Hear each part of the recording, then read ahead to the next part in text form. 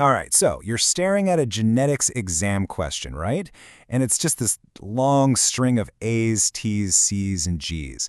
And maybe you're feeling just a little bit overwhelmed. If that sounds familiar, well, you're in exactly the right place. Because today, we're not just going to answer a question. Oh, no. We are going to take it apart piece by piece using a real exam problem as our guide.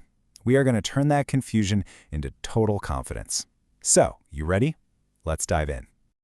So here's how we're going to tackle this. First up, we'll cover the basics, the genetic blueprint. Then we'll get into the detective work, analyzing the DNA evidence. After that, we'll trace the changes from DNA to mRNA and then see what happens to the final protein. We'll even look at the causes and the biological impact of all this. And to finish off, I'll give you a surefire strategy for mastering these questions on your exam. Sound good? Let's go. Okay, first things first. Section 1, the genetic blueprint. Look, before we can even think about what happens when DNA goes wrong, we've got to be absolutely solid on how it's supposed to work. Getting this foundation right is, well, it's everything. Trust me on this one. So let's start at the very beginning. What is DNA? Well, the textbook definition says it's this polymer of deoxyribonucleotides, all twisted up into that famous double helix. But let's be real, a much easier way to think about it is like this. It is the master instruction manual, the ultimate blueprint, tucked away inside every single one of your cells. I mean, everything needed to build and run you, it's all written in there. Okay, so the cell has this giant manual. How does it actually read it and use it? Well, it follows a process that is so fundamental to biology, it's called the central dogma. Think of it like this. First, you have replication, where the DNA just makes a copy of itself. Pretty straightforward. But to actually build something, the cell doesn't take the whole master blueprint to the construction site, no way. It makes a temporary photocopy of just one page, one specific gene. That process is called transcription, and the photocopy is called messenger RNA, or mRNA. Then this mRNA message gets sent to the cell's protein-building factory, and there, in a step called translation, the instructions are read and the protein gets built. So the one thing you absolutely have to remember is this flow. DNA gets transcribed into RNA, which gets translated into protein. That's the core of everything. So, what happens if there's a typo in that master manual? Well, that's where we get to the star of our show today, mutation. A mutation is just a permanent, heritable change in that sequence of letters. Put simply, it's a typo in the DNA code. And, just like one wrong letter in a recipe can completely ruin your dish, one typo in your DNA can have huge consequences for the final protein. And that's exactly what we're here to figure out. Okay, Section 2. Our foundation is solid. Now the fun begins. It's time to put on our detective hats and analyze the evidence. We've got our baseline, the normal wild-type DNA, and we've got 2 mutant suspects. Our job? A forensic, base-by-base comparison to find exactly where the change happened. Let's get to it. And here it is. This is our case file. The question lays it all out for us. First, we have the wild DNA sequence. Let's read it out together, codon by codon. ATG, CCG, TGT, CAG, ATG, FTTC, TGG, AAA. Got it? Okay. Then, below that, we have our 2 mutant sequences. Now, the question wants 2 things from us. For part I, we need to figure out what changed in each mutant and then define that type of change. For part 2, we need to go a step further and look at how this affects the messenger RNA and then talk about the causes and the consequences. All right, let's break this down, one step at a time. Now, before we jump into comparing, there's one more super important idea we have to nail down: the reading frame. See, the cell doesn't read DNA one letter at a time, like A, T, G. No, it reads it in groups of 3. These 3-letter words are called codons. Think of it like reading a sentence. The reading frame is what tells the cell where to start reading and how to group the letters into words. So why is it so critical? Well, if you shift that starting point, even by one single letter, the entire rest of the sentence turns into complete gibberish. And you're about to see exactly what I mean. All right, let's line them up. Wild type versus mutant 1. We're going to go codon by codon. First one, ATG. That's a match. Second one, CCG. Still a match. Okay, now look at the third one. The wild type is TGT, but mutant 1 is TGC. Aha, there's our first hit. A T has been swapped out for a C. Let's keep going. 4th, 5th, 6th codons look fine, but wait, look at the 7th. Wild type is TGG, mutant is TGT. Another swap. And the eighth one, AAA in the wild type, is now AGA in the mutant. So what we're seeing here is a pattern of one base being swapped for another. So what do we call this? The official term is a substitution. It's a classic point mutation, which means it affects just a single point, a single base pair. One base is just swapped out for another. It's kind of like changing one letter in a word, like changing house to mouse. The sentence still reads okay, but the meaning of that one word has totally changed.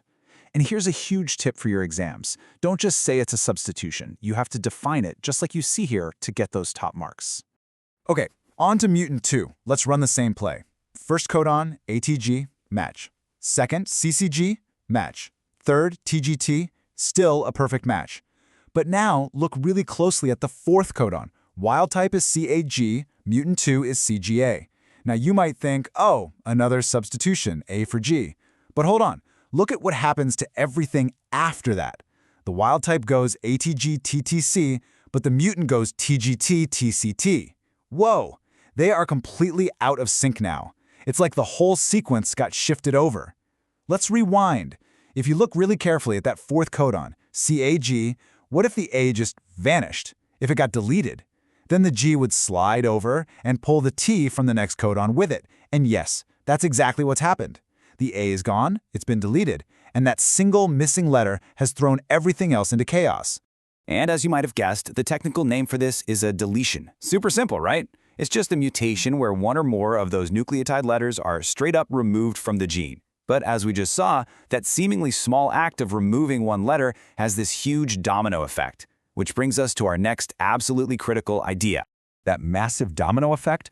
That's called a frame shift mutation. And this, my friends, is a total game changer. Remember how the cell reads the code in groups of 3? Well, because we deleted one letter, which isn't a multiple of 3, we've shifted the entire frame for reading. The machinery is still trying to read in 3s, but it's starting from the wrong spot, so all the words are now wrong. Let me give you an example. Imagine the sentence, "The fat cat ate the rat." If we delete the F from fat, the whole thing shifts. Now it reads, "The ATCAT tetrae are at." It's complete nonsense, and that's exactly what just happened to our gene. Okay, quick recap. We've identified our culprits. Mutant 1 has a couple of simple substitutions. Mutant 2 has a much more dangerous deletion that's caused a frame shift. Now it's time for the next step in our investigation. We need to see what happens when the cell makes that mRNA photocopy. Time to look at transcription. So here's the transcribed mRNA. On the left, we've got the perfect message from our wild-type DNA. Now look at the message from mutant 1 on the right. You can see that those DNA typos we found, they've been copied directly into the mRNA. Where the wild type had an ACA codon, the mutant now has ACG. And a little further down, an ACC became an ACA. See? The overall message is still the same length, the sentence structure is there, but a couple of the words are now different. But now, look at mutant 2. This is where you really see just how devastating that frame shift is. The first 3 codons, they're fine, they match up perfectly. But after that point where the deletion happened, it's a total mess. Nothing matches. The wild type's GUC is now GCU. UAC is now ACA. It's not just a few wrong words. From that point on, the entire message is completely scrambled. It's unreadable garbage. And that brings us to the final and honestly the most important part of the story, translation. We're at the protein factory now. That mRNA message, whether it's perfect, a little bit off, or totally scrambled, is about to be read and turned into a protein. This is the moment of truth. This is where we see the final, real-world consequence of those tiny changes in the DNA. Okay, let's look at mutant 1's protein. Every 3-letter codon in the mRNA codes for a specific amino acid, a building block of the protein. Now in the original protein, the codon ACA gives us the amino acid cysteine. But in our mutant, that codon changed to ACG, which codes for a totally different amino acid, threonine. This is what we call a missense mutation. The message still makes sense, but it's the wrong sense. So what? Well, different amino acids have different properties. Swapping one out can change the protein's shape, its stability, its entire job. A single missense mutation is the cause of sickle cell anemia. That's how serious changing just one building block can be. So, to put it formally, a missense mutation is one that changes a codon so it codes for a different amino acid. You still get a protein, and it's the right length, but one of the parts is incorrect. The instruction was put in a screw, but instead you got put in a nail. It might hold, but it's not right. And now, the big reveal for mutant 2. Take a look. The first 3 amino acids are fine. They match the original protein. But after that, from the exact point of the frame shift, the rest of the protein is complete garbage. I mean, it's just a sequence of wrong amino acids. Where there should be a valine, there's an alanine. Where there should be a tyrosine, there's a threonine. It's not just a slightly altered protein, it's a completely different garbled mess from that point on. And a protein like this, it's almost always completely useless, non-functional. In fact, many devastating genetic diseases like Tay-Sachs or cystic fibrosis are caused by exactly these kinds of frame-shift mutations. And this quote really says it all, doesn't it? Frame-shift mutation can affect a cell much more seriously than mere substitution, because it affects all codons subsequent to their mutations. That's the key. Let me put it another way. A substitution is like having one typo in one word on page 50 of a book. But a frame shift is like that typo causing every single word from page 50 to the end of the book to turn into complete gibberish. That's the difference. All right, so we know what happened. We've solved the case. But now let's zoom out a bit and ask, why did it happen? And more importantly, so what? What does all of this actually mean for a living thing? Well, mutations really come from 2 main places. Sometimes they're just spontaneous. The cell's DNA copying machinery isn't perfect, and every now and then it just makes a mistake. It happens. But other times mutations are induced, meaning they're caused by something from the outside called a mutagen. This could be a physical thing, like UV rays from the sun, which is why you wear sunscreen. Or it could be a chemical, like the nasty stuff in cigarette smoke. It can even be biological, like a virus hijacking your cells. So let's bring it all home. What's the final verdict on our 2 mutants? For mutant 1, that missense mutation probably leads to an altered function. The protein gets made, but it's not quite right. It might be less efficient or a little unstable. It's like a car part that's slightly warped. It might still work, but not perfectly. But for mutant 2, that frameshift mutation almost always leads to a complete loss of function. The protein is so mangled it's useless. The cell just sees it as junk and gets rid of it. That's not a faulty part. That's a part that's so messed up it goes straight into the trash. Okay, we've gone deep into the science. Now let's switch gears and talk strategy. How do you take everything we've just discussed and turn it into a perfect, top marks answer when you're sitting in that exam hall? Listen up, because this is your 5-step plan to ace these questions. Step 1, do the DNA comparison. Go base by base. Step 2, identify and, I can't stress this enough, define the mutation. Don't just say substitution, explain what a substitution is. Step 3, transcribe the DNA into mRNA to show you know the next step. Step 4, translate the mRNA into amino acids to show the effect on the protein. And finally, step 5, state the final consequence. Is it a missense, a frame shift, a loss of function? You follow these 5 steps in order and you literally can't miss a single point. It's foolproof. And just as important, let's talk about the common traps people fall into. First, forgetting to define your terms. So many people lose marks here. Second, stopping at the DNA. You have to follow the story all the way to the protein. Third, not explaining why something like a frame shift is so much worse. You have to explain your reasoning. The big takeaway here is this. Don't just state an answer. Show the examiner how you got there, every single step of the way. So I'll leave you with one last question to chew on. We saw a substitution that caused a missense mutation, right? It changed one amino acid.